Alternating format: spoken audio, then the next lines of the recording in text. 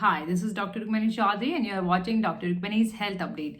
My today's topic is meningitis. In this video, I'll be talking everything about meningitis, like what is meningitis, types, causes of meningitis, risk factors, sign or symptoms, diagnosis, required test, best effective homeopathy medicine. So you are requested to watch complete video for complete information. Is meningitis. See, itis is the word that is used for any sort of inflammation, swelling, and meninges is the word that is, they are the covering of your brain for the protection. So meningitis is the inflammation of meninges, inflammation of your brain membrane. What are the causes and types of meningitis?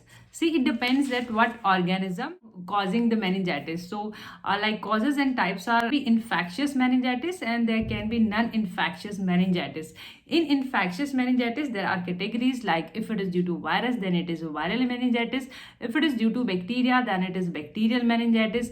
And if it is due to fungus, then it is called fungal meningitis. And if it is due to parasites, then it is meningitis. And if it is not due to any sort of infective organism, like if it is due to head injury, head contusions, then it is called non-infectious meningitis. These are the categories and meningitis. So about viral meningitis. See, as the name suggests, viral meningitis, viral infection. There are some viruses, responsible for the meningitis. The common meningitis is the viral meningitis. Enterovirus, there are herpes virus, there are ecovirus, HIV virus. These viruses can cause viral meningitis. Bacterial meningitis. Bacterial meningitis, again common, one of Staphylococcus bacterial meningitis. Meningitis, again a bacteria that causes meningitis. Haemophilus influenzae, the kind of bacterial.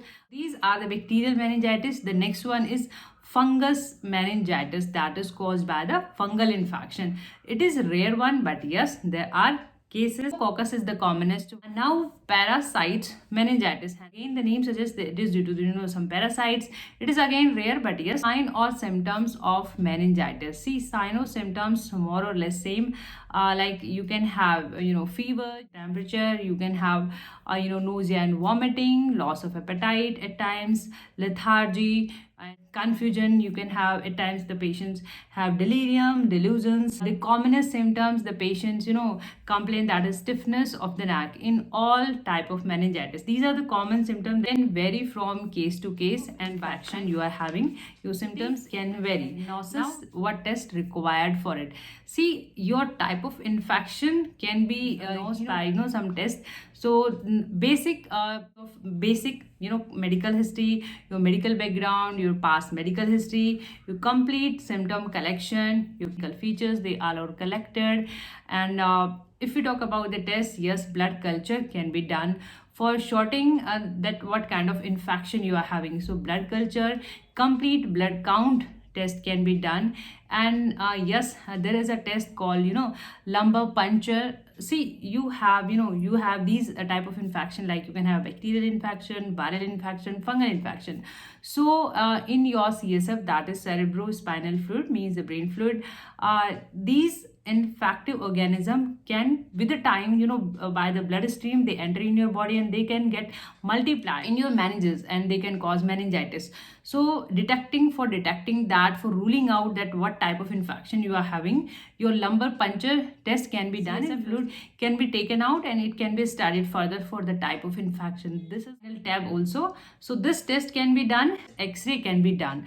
At times you have meningitis after having tuberculosis, after having pneumonia. So your x-ray can be done for ruling out like whether you had pneumonia or tuberculosis, for ruling out all you just x-ray. CT scan of the brain can be done, like what changes you are having in your brain. For that purpose, CT part. See, yes, there are information available for some type of meningitis. So you can now moving on, best effective homeopathy medicine for meningitis.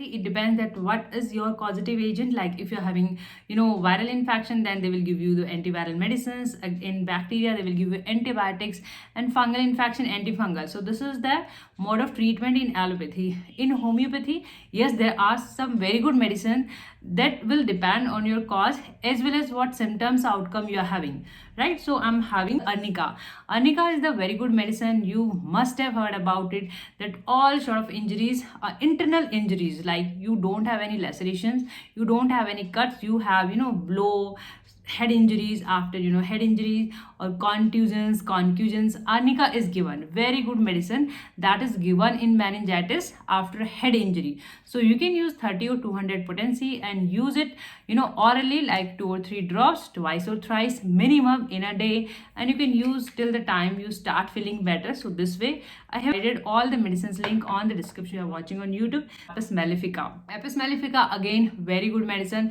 that is given all sort of swelling, inflammation anywhere in your body. So Apis mellifica is a very good medicine, and it is used when you have mind symptom, you have irritability, you have delirium, delusions. In that case, Apis mellifica works wonder. And it is also given when you have meningitis. Along that, you have hydrocephalus, means there is a fluid collection in your brain cavity. So in that, having is Belladonna. See, Belladonna, very good medicine for any sort of disease that is in the initial stage. Means Belladonna is given when you have starting phase of the disease, means there is a beginning of the disease. In that case, you can use Belladonna. Belladonna symptoms are sudden, violent, and initial stage. So Belladonna is given when you have severe headache, you have throbbing, pulsating headache, you complain that you're having vibration or throbbing feeling. So in that case, you can use a Belladonna, very good medicine. You have heat, you have dryness. So in that case, Gelsemium. Gelsemium is a very good medicine when you have dizziness, drowsiness, dullness. About in the symptom part, that yes, you are lethargic, you feel all time drowsy, you want to sleep, or you always like sleepiness is there, drowsiness is there, dullness is there. So all these symptoms cover up by Gelsemium. So in that case, you can use Gelsemium, and Gelsemium have chills, like the patient chills. So there is a chilliness, there is a dizziness, drowsiness. In that case, Rhus tox. Rhus tox is used when you have high rise temperature, mean you are having fever, you are having restlessness, you are not stable, fever, you have joint pain, you have severe pain. So in that case, you can use Rhus tox in 30 or 200 potency. Oral form, again 2 or 3 drops. Ginkgo metallicum.